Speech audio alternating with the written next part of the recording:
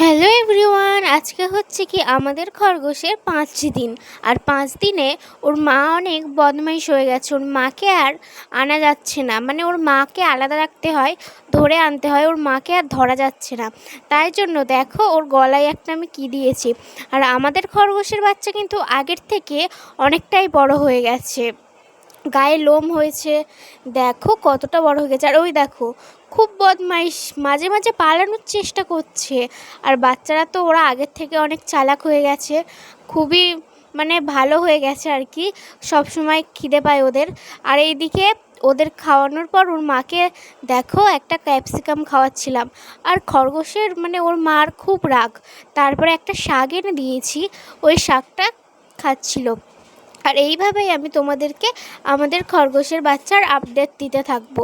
তোমরা যদি দেখতে চাও অবশ্যই আমার চ্যানেলটিকে সাবস্ক্রাইব করে দিও, আর ভিডিওটাতে একটা লাইক করে দিও। আবার দেখা হবে নতুন কোনো ভিডিওতে। টাটা।